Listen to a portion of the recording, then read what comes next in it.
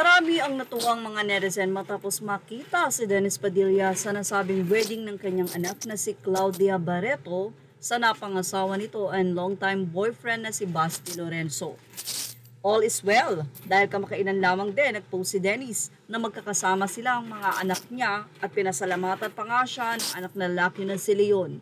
At talaga namang maayos na ang relasyon ni Dennis sa kanyang mga anak. Pero yan ang akala natin, not until na maglabas ng saloobin ang ama nilang si Dennis. Grabe kayo, nabudol nyo ako, father of the bride, naging visitor, galing nyo.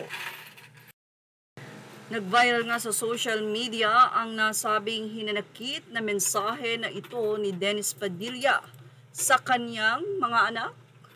Well, mula nga sa naging update ng balita.ph, naglabas ng saloobin ng aktor-komedyan na si Dennis Padilla. Ito'y matapos nga na siya ay dumalo sa wedding ng kanyang anak na si Claudia na naganap nitong Martes, April 8. So kahapon lang po yan.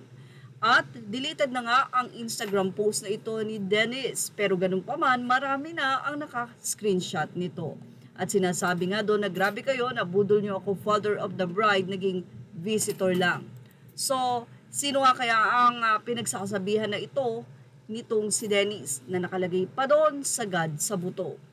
Ikinasal si Claudia sa longtime boyfriend niyang si Basti Lorenzo, anak ng businessman na si Martin Ignacio Lorenzo at Lea de Leon Lorenzo.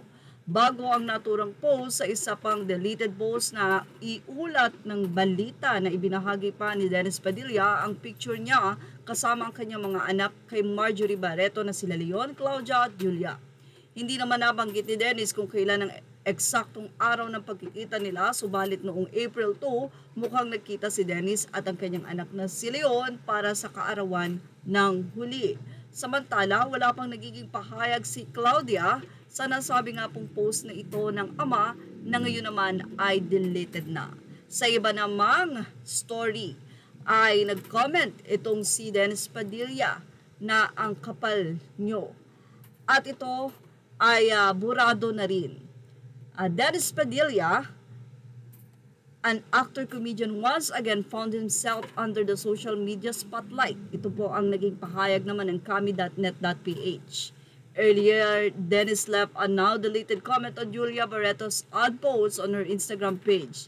His brief yet pointed remark prompted netizens to speculate if this was related to his earlier rant. As of writing, Julia or member of the family ay wala pa ngang na-comment dito. Well, on Monday, April 7, Julia posted a set of promotional photos for Maya, a financial app she regularly endorses, which showcased the actress as the app's latest savings calendar girl. However, nitong Martes, April 8, fans were quick to notice comment left by Dennis under the ad that simply read, "Kapal nyo," a brief yet pointed remark that quickly gained reaction online. Though the comment was later deleted, screenshots of it began circulating online, leading many to question whether Dennis' message was connected sa kanyang naging early post na ang galing nyo, nabudol ako, sagad sa buto. Well, sana nga magkaayos na sila, lalong-lalo na nga yung naging post kamakailan lamang na okay na sila. Magpatawaran na lang at si Dennis na talaga ang umunawa sa mga anak. Ganun pa man ang mga anak ay dapat bigyan ng ganap na respeto ang kanilang ama. Yan ang ating showbiz snap update. Thank you for watching. Images are all credit to the rightful owners. Please like, share, and subscribe.